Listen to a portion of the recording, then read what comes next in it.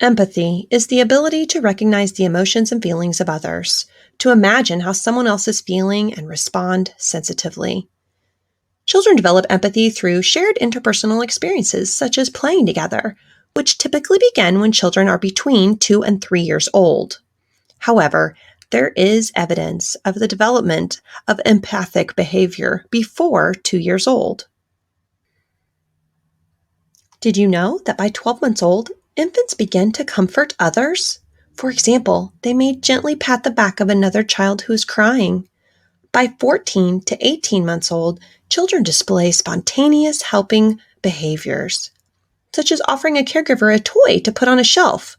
This tells us they are already tuning into the feelings of others, a critical milestone. Young children learn by watching how we behave during everyday routines and interactions. We demonstrate respectful interactions with others by providing a kind and caring approach to developing and maintaining relationships. For example, when communicating with others, we make eye contact, smile, and nod our heads to demonstrate we are listening. Remember, these positive early interactions lead to secure and trusting relationships, which support healthy brain development. Adults support healthy social and emotional development through empathic, sensitive, responsive caregiving. Let's take a look at how responsive care can help children develop empathy. If you're like most parents, you have an image of the kind of person you want your child to grow up to be. Successful, smart, kind, thoughtful, a good friend. The great news is that you play a major role in making this happen. And it's not by using flashcards or following some academic training plan. It turns out, according to a large body of research, that the key is providing something known simply as responsive care.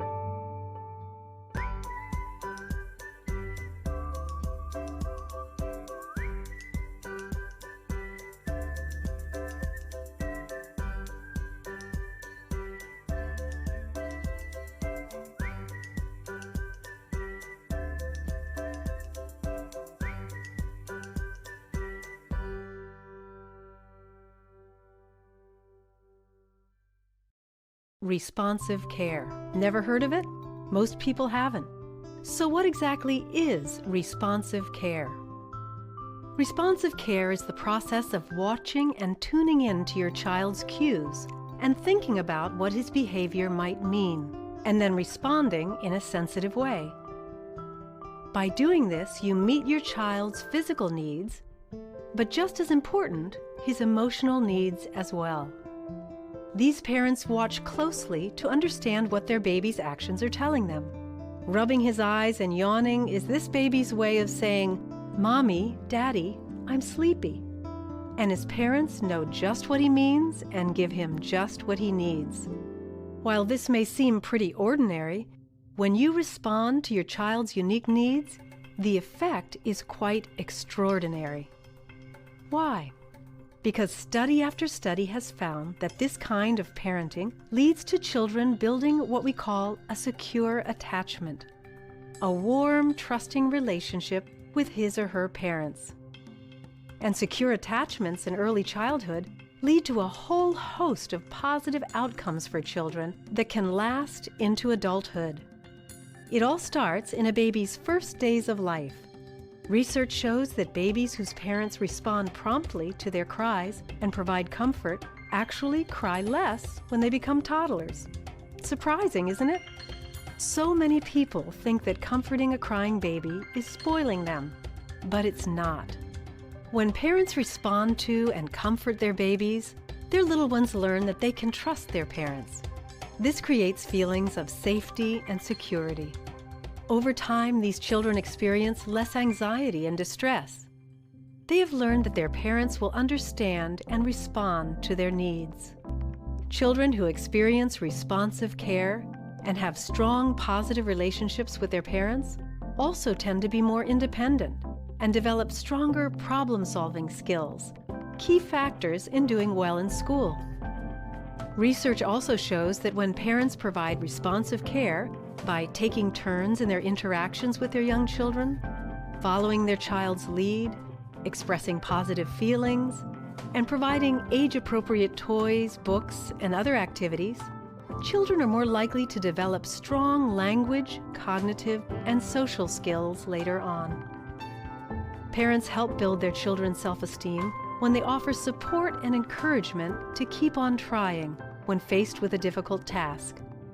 The ability to persist at solving a problem builds children's confidence that they can master the challenges they face. So if responsive care is critical for all of these really positive outcomes, how do you do it? The key? Be a good observer. Tune in to your child's unique way of communicating what he is thinking and feeling. Discover what she likes and dislikes. It's like being a detective. Research shows that when parents take the time to think about what their child's behavior might mean and how they might be feeling, their children are better able to understand the emotions and perspectives of others. Another important feature of responsive care has to do with you, with parents managing their own thoughts and reactions. That means tuning into your own feelings, especially when your child's behavior pushes your buttons. Learning to manage your feelings and reactions is a critical part of responsive parenting. Feelings are not right or wrong. It's what you do with your feelings that can be helpful or not so helpful. When you stay calm and manage your feelings and reactions, it's easier to choose the response that will be most useful for the situation and for your little one.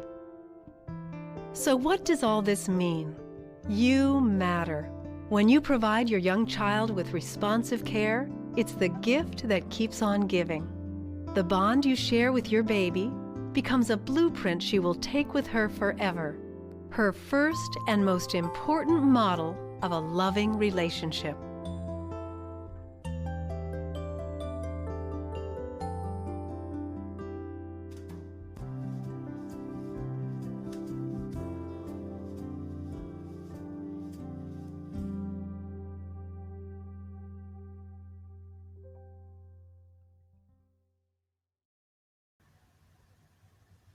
Can you think of other examples how infants, toddlers, or preschoolers display empathy? Or other examples of how adults can show empathy? Here are a few appropriate strategies. A toddler may hand an upset child a toy. A preschooler may share excitement with another child through laughter or a smile. An adult calmly tells a 3-year-old who is mad that it's time to come inside from the playground. I know you love the playground. You are so good at climbing and exploring with your friends. But it's time to go inside. We'll go on the playground again tomorrow. An adult responds to a child who shares a bouncy ball with, I like bouncy balls. Thank you for sharing one with me.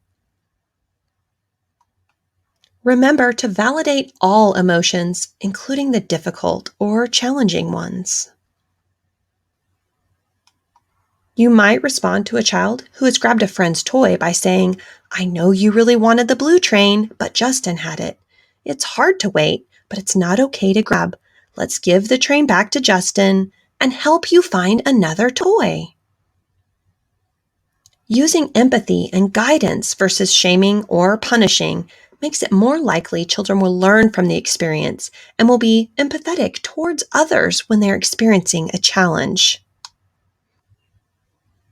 When we validate children's emotions, we are supporting children's learning and modeling how to empathize with others, which is essential to healthy brain development. Remember that learning takes time, and as adult role models, we must be patient, consistent, and supportive throughout the learning process.